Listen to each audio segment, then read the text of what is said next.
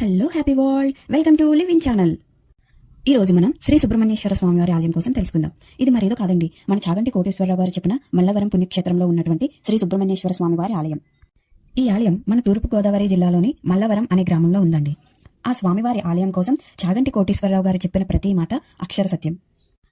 అయితే చాగంటి కోటేశ్వరరావు గారు చెప్పిన మాటలు విని మాకు ఈ పుణ్యక్షేత్రానికి వెళ్ళాలని అనిపించింది. వెంటనే మేము మంగళవారం వెళ్ళామండి. మేము మంగళవారం వెళ్లడం వల్ల అస్సలు ఖాళీ లేదు. అంతేకాకుండా మేము వెళ్ళిన సమయానికి స్వామివారికి అభిషేకం చేస్తున్నారు. ఈ అభిషేకంలో చాలా మంది కూర్చొని ఉన్నారు, అంటే పాలు పంచుకున్నారు. పిల్లలు లేని వారు, ఉద్యోగం కోసం ప్రయత్నం చేసిన వారు, వివాహం కావాల్సిన వారు ఈ అభిషేకంలో పాలు పంచుకున్నారు. అంతేకాదు, అప్పటికప్పుడు అభిషేకం చేయించుకోవాలి అనుకునేవారు, అంటే మీరు ఈ రోజు వెళ్ళి అభిషేకం చేయించుకోవాలి అనుకుంటే అక్కడే టెంపుల్ దగ్గరే రైట్ సైడ్ అభిషేకం టికెట్స్ అవి ఇస్తుంటారు. సో మీరు వెళ్ళినప్పుడు అభిషేకం చేయించుకోవాలి అనుకుంటే అక్కడ అభిషేకాలకి టికెట్ తీసుకుని అభిషేకాన్ని చేయించుకోండి. అంతేకాకుండా ఇక్కడ పిల్లల కోసం చేయించుకునే వాళ్ళు, ఇక్కడ ఆడవారు నాగుల చీర, అలాగే మగవాళ్ళు నాగుల టవలు వేసుకొని ఇక్కడ స్వామివారికి అభిషేకం చేయించుకున్నారు. సో ఆ ప్రాసెస్ అంతా మీకు పిల్లల కోసం చేయించుకునే వాళ్ళ కోసం అక్కడ ఉన్న అర్చకులు వివరంగా చెప్తారండి, వాళ్ళని సంప్రదించండి. అలాగే దూరం నుంచి వచ్చిన వాళ్ళకి ఇక్కడ వసతి గృహాలు కూడా ఉన్నాయి. So don't worry. అయితే మేము స్వామివారిని దర్శించుకొని ప్రదక్షిణలు చేసి అభిషేకాన్ని కూడా దర్శించుకున్నామండి.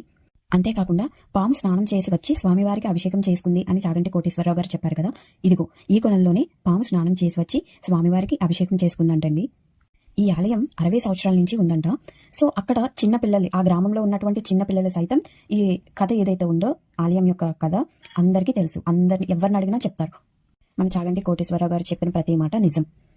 సో అంతేకాకుండా కొలనికి రైట్ సైడ్ జంట నాగ ప్రతిమల్ని కూడా ప్రతిష్ఠించారండి. సో మీ ఎవరికైనా ఇంట్రెస్ట్ ఉంటే వాటిని కూడా వెళ్ళి దర్శించుకోండి.